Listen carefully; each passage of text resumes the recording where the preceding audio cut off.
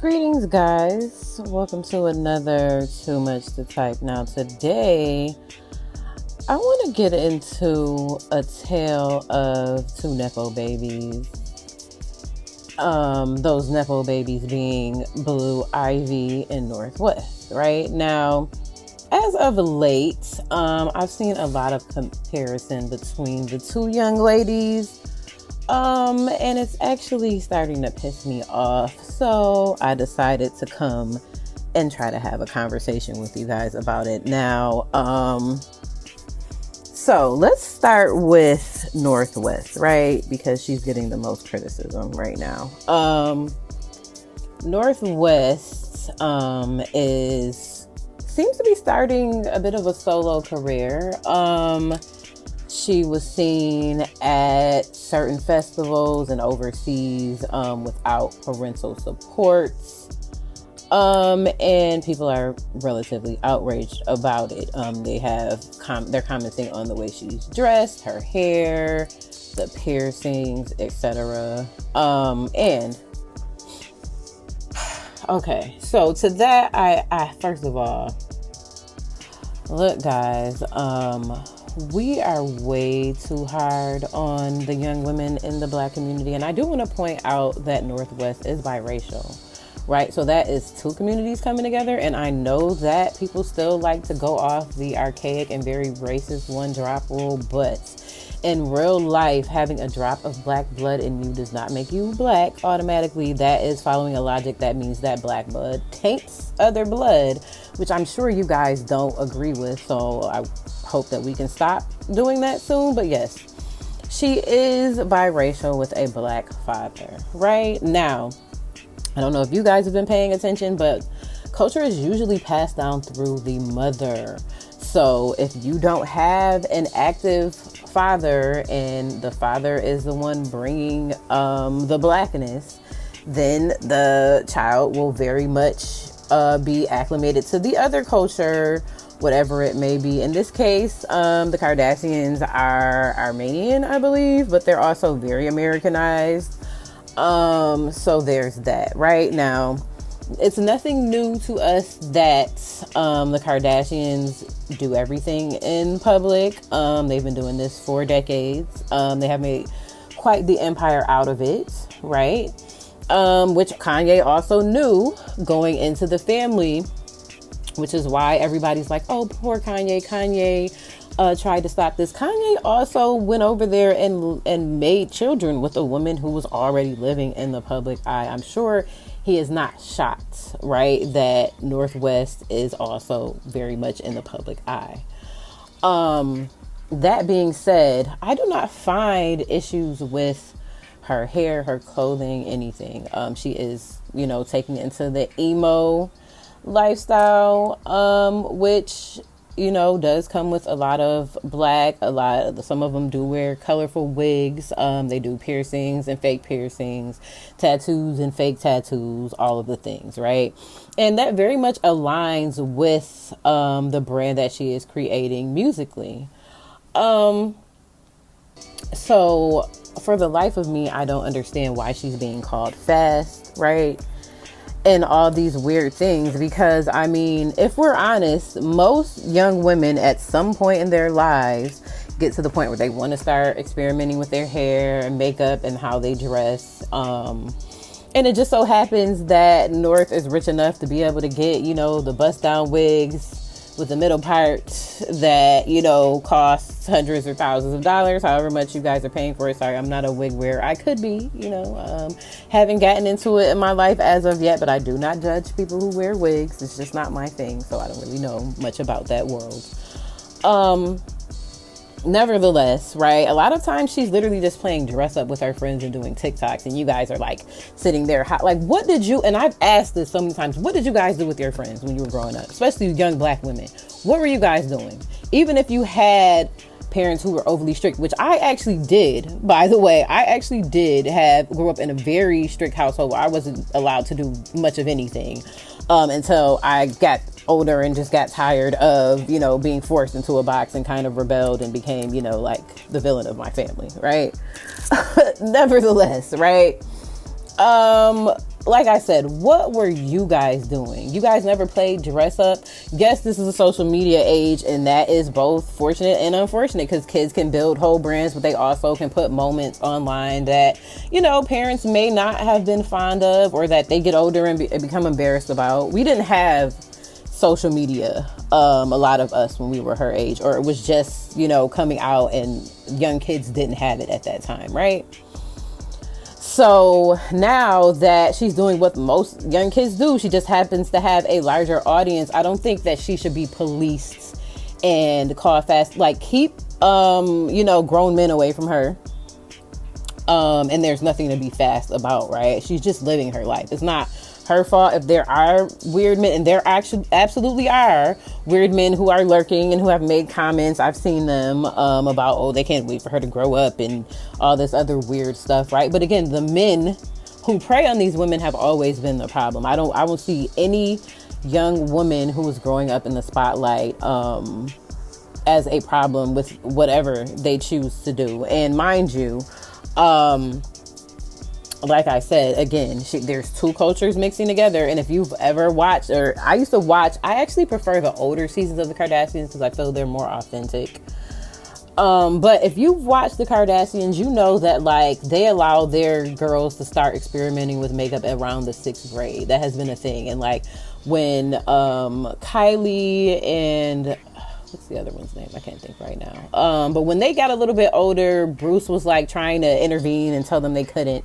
And then Khloe came and said, oh, you can't do makeup. You're not in the 6th grade. She said, oh yeah, you are in the 6th grade, so you can do that now. So that is kind of just what they do, right?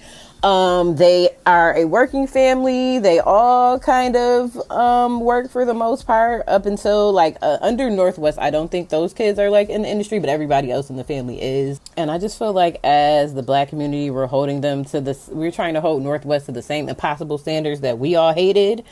Right. And again, it's a different culture. It's a different family. I don't think Kim Kardashian is a bad mother. I think that she is a very rich woman with an empire who has been relying on nannies and chefs, etc. this whole time. She probably has a very tight-knit team, people who she trusts with her kids all the time. So they're probably like second parents or nannies or, you know, godmothers or whatever you want to call them.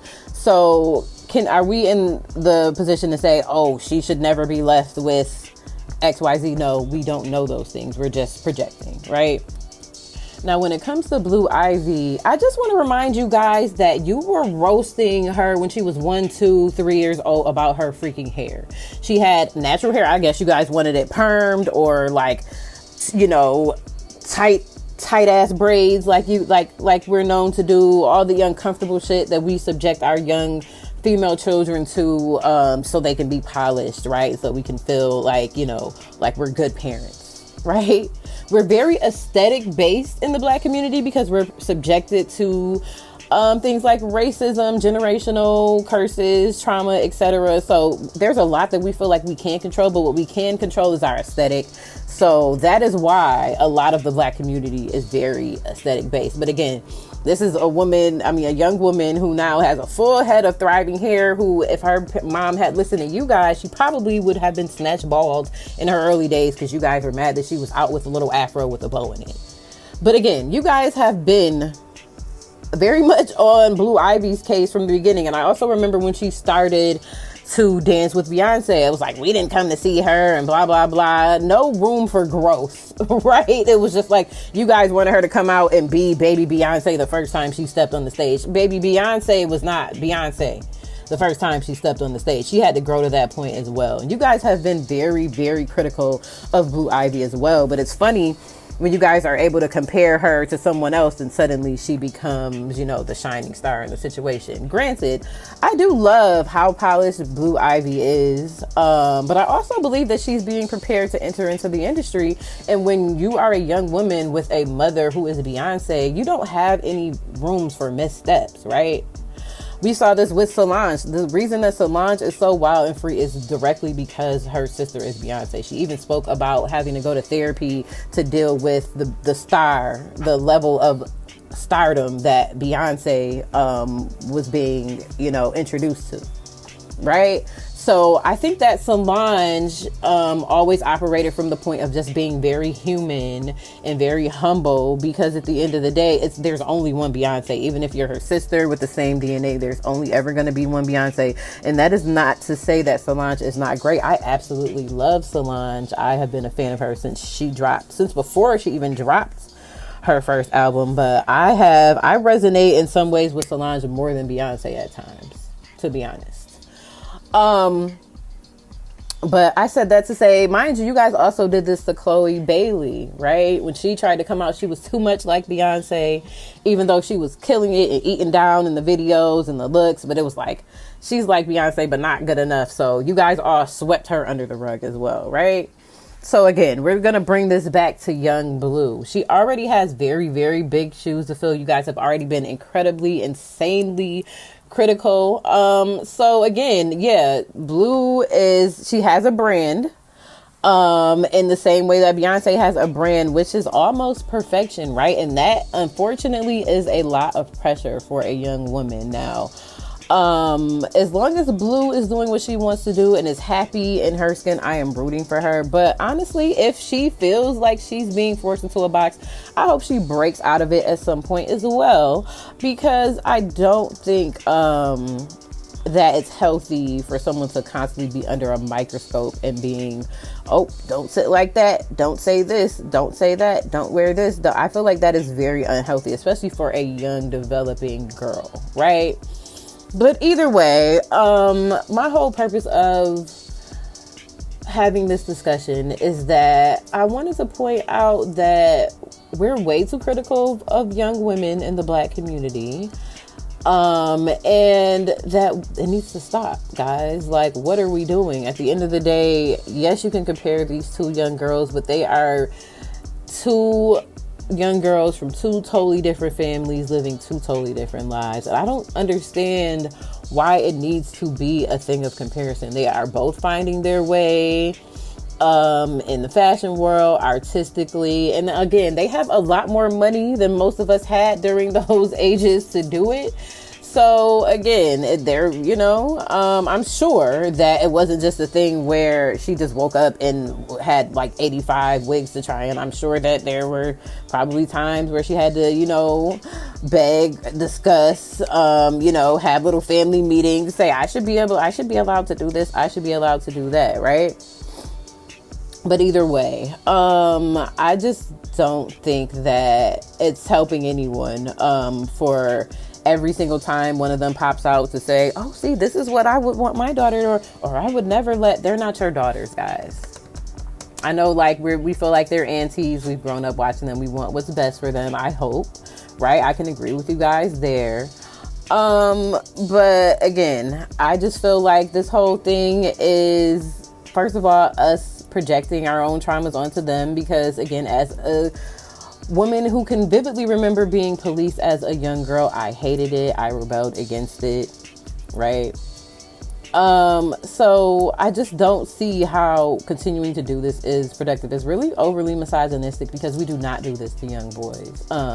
And you guys got to let that internalized misogynoir go, guys. Like, these young girls deserve to make their mistakes and grow up like all the rest of us did. I don't see the value in just like constantly trying to tear one down or comparing them to each other. At the end of the day, this is all very much over our pay grade, right? Because again, most of us didn't grow up with nannies and rich and famous parents on television with unlimited supplies. So, I mean, if they quote unquote fail or make mistakes, it's going to be in a much grander way than most of us did, because we didn't have these platforms. We didn't have access to this money. We didn't have these resources, right? But at the same time, I mean, it's okay to have opinions. Just keep them productive, guys. There's no need to call girls fast and to, insinuate certain things when we're not there. So, I mean, that's all I got. Later, guys.